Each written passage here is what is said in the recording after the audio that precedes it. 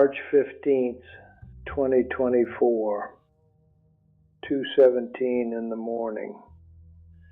That's when the camera my grandson Miguel placed on my shelf caught something that would change everything at Sunset Manor Nursing Home. I'm 84 years old. My name is Eduardo Ramirez, and what I'm about to tell you, it's why I can finally sleep at night again. Miguel had been worried about me for months. "Abuelo," he'd say during his Sunday visits, "you look different, thinner, sadder." I kept telling him I was fine. That's what we do at my age. We protect the young ones from the truth.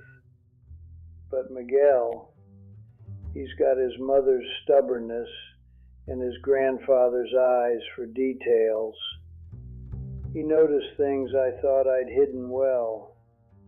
The bruises on my arms, the way I flinched when certain staff members walked by, how my medications seemed to disappear faster than they should, how I'd stopped asking for help even when I desperately needed it. "Something's not right here, Abuelo," Miguel said that Tuesday afternoon in early March. He was holding my hand, and I could feel how cold mine had gotten. That's when I knew I couldn't hide it anymore. "Mijo," I whispered. "Some of the night staff, they're not kind to us old ones." His jaw tightened. "Miguel works in tech, some computer job I don't fully understand, but pays him well enough to afford good insurance for his family." "Tell me everything," he said. So I did. I told him about Nurse Patricia, who would forget to change my bed sheets for days when I couldn't make it to the bathroom in time. About how she'd slam my water cup down so hard it would splash on my chest, then mutter about dirty old men under her breath. I told him about Nurse Sandra, who would steal my pain medications and replace them with regular Tylenol from the dollar store, and about Nurse Jennifer, who would turn off my call button and tell the day shift that I never rang for help. "They think we're too old, too confused, too forgotten to matter," I explained to Miguel. "Who's going to believe an 84-year-old man with diabetes and a failing memory over 3 licensed nurses?" Miguel's eyes filled with tears, but his voice was steady. "I believe you, Abuelo, and we're going to prove it." That's when he came up with the plan. A tiny camera, no bigger than a USB drive, positioned between my Spanish Bible and the framed photo of my late wife Carmen on the shelf across from my bed. "It records everything," he explained, showing me how the little red light would blink once when it started recording. "High definition, night vision, record sound. It'll capture whatever happens when I'm not here." I was scared. What if they found it? What if they got angry and took it out on me? But Miguel squeezed my hand. "Abuelo, you survived coming to America with nothing. You raised 6 children working 2 jobs. You buried Abuela with dignity even when the funeral home tried to cheat you because of your accent. You're the strongest man I know. This is just another battle, and you're not fighting it alone." The camera went up on a Friday. By Monday morning, it had already captured enough to make my grandson's face go white. I don't know who needs to hear this, but if you're still here, maybe you understand what it feels like to be invisible in your own life. The first video Miguel showed me was from Saturday night. Patricia came in for the 3 a.m. medication round, but instead of giving me my prescribed painkillers for my arthritis, she pocketed them and gave me children's Tylenol.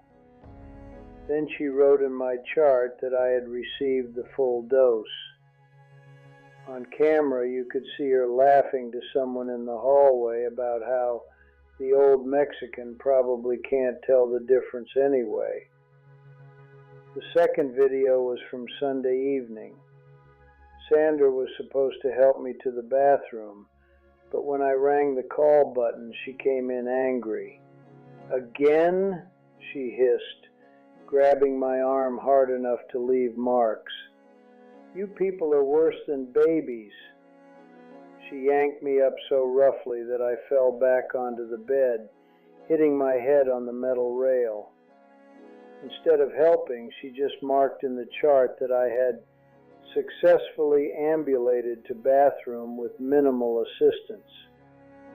But the third video, that's the one that broke my heart and Miguel's at the same time. Jennifer was working the overnight shift on Tuesday. I had been having chest pains, the kind that scared me because they felt different from my usual discomfort.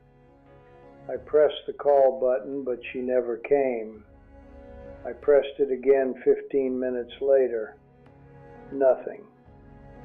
Through the thin walls, I could hear her talking to Sandra about some party they were planning, their voices carrying down the hallway. On the camera footage, you could see me struggling to get out of bed on my own, trying to walk to the nurse's station for help. I made it maybe 3 steps before my legs gave out. I fell hard, hitting my shoulder on the nightstand. There I was on the floor, calling for help in Spanish and English, and nothing. No one came. Jennifer finally showed up 45 minutes later, not because she heard me calling, but because she was doing her required hourly rounds. She found me on the floor, conscious but shaking. Instead of calling for medical help or documenting the fall properly, she just helped me back to bed and told me to try not to fall out again. The next day, she wrote in my chart that I had a restful night with no incidents. Miguel took the footage to the nursing home administrator that Wednesday. Mrs. Henderson, a kind woman who'd always treated me with respect during the day shift, watched the videos with a face that grew darker with each passing minute. "Mr. Ramirez," she said when the last video finished, "I am so deeply sorry. This is not the standard of care we promise our residents or their families." Within 24 hours, all 3 nurses were terminated. Patricia, Sandra, and Jennifer, gone.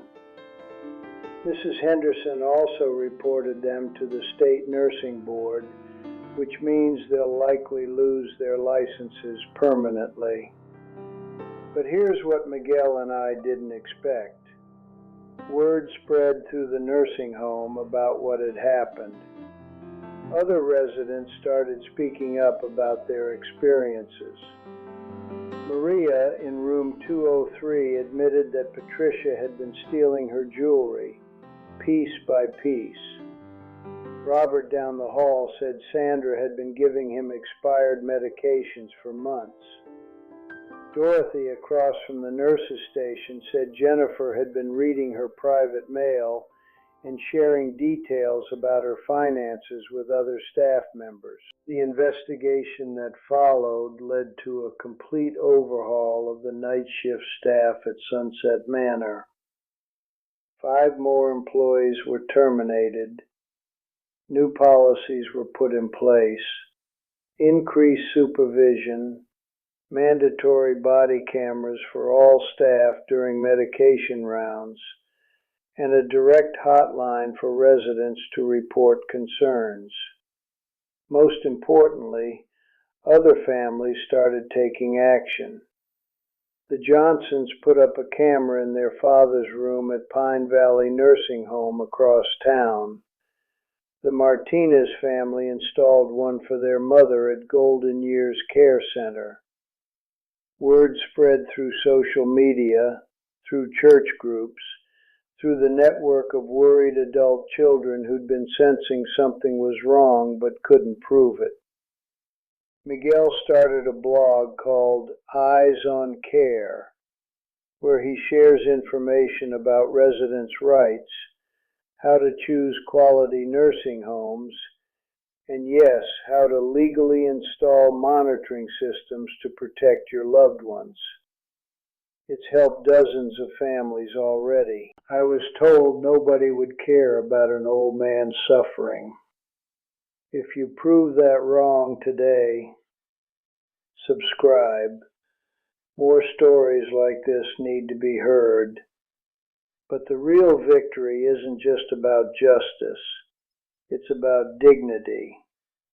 I wake up every morning now without that knot of dread in my stomach. When I press the call button, someone comes quickly and with a smile. My medications arrive on time and in the correct dosages. When I need help to the bathroom, the new staff members, Teresa, Anthony, and Maria Elena, treat me like their own grandfather. Last week, Teresa noticed I seemed sad during the evening medication round. Instead of just handing me my pills and leaving, she sat down in the chair next to my bed. "Mr. Ramirez, what's troubling you tonight?" I told her I was missing my wife Carmen, especially on what would have been our 60th wedding anniversary. Teresa's eyes softened. "Tell me about her. What made her special?" We talked for 20 minutes.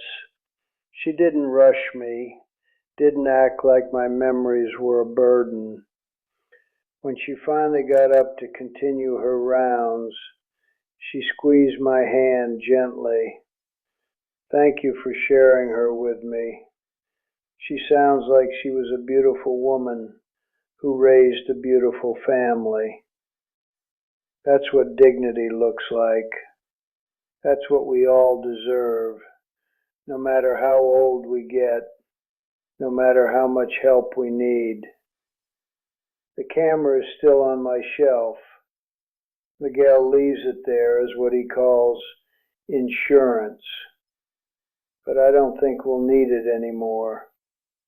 The staff here knows that someone is watching, that someone cares, that the residents of Sunset Manor are not invisible.